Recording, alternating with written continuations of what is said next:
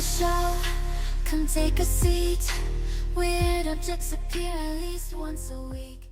Hey, welcome back. Here's a little video about the 1964 Philadelphia Gum Company football cards.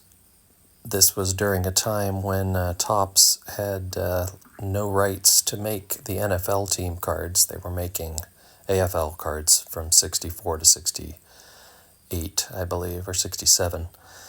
64 Philly is sort of unsung, but I love this set. Some of these pictures are great. They're really stoic portraits of Hall of Fame players, and it's the only place you can really find these NFL cards in the mid-60s.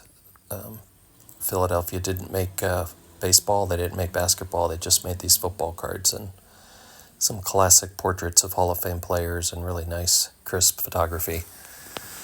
Some funny cards. Not every card is stoic and glorious, but I just really like these cards. They kind of went under the radar during the junk wax era. I would see them, but I didn't really even know what they were. This card always made me laugh. It's like Paul Hornung is getting scared, and this Johnny Unitas card looks like he just, overdid it, and he's having dry heaves right as the photographer was taking his picture.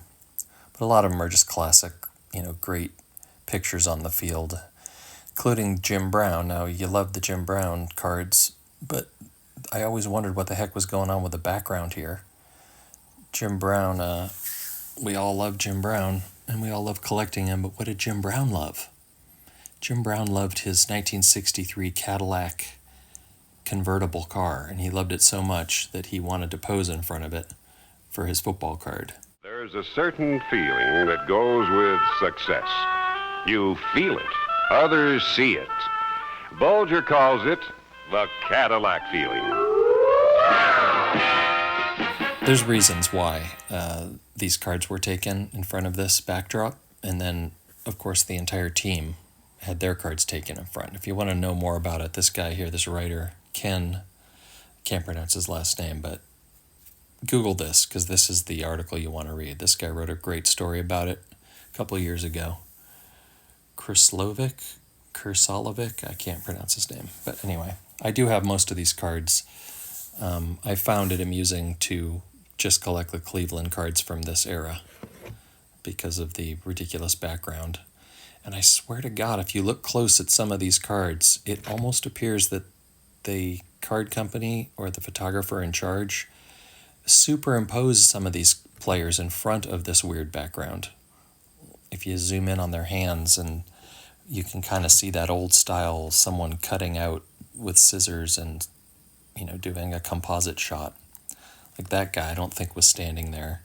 I think that was him pasted on the card somehow, strangely. Anyway, these cards are before my time, but in the 70s, a lot of them had these cartoons on the back too, and like trivia.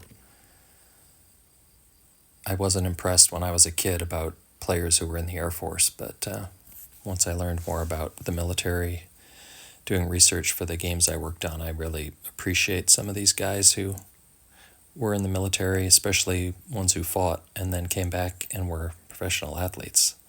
I mean, Ted Williams, there's tons of classic baseball players you know of who went off to war and missed the prime years of their lives and then came back.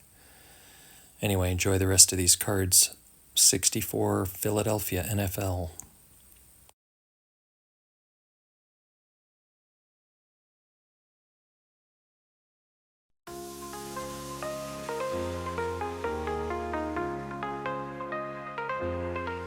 It works just like a telephone switchboard.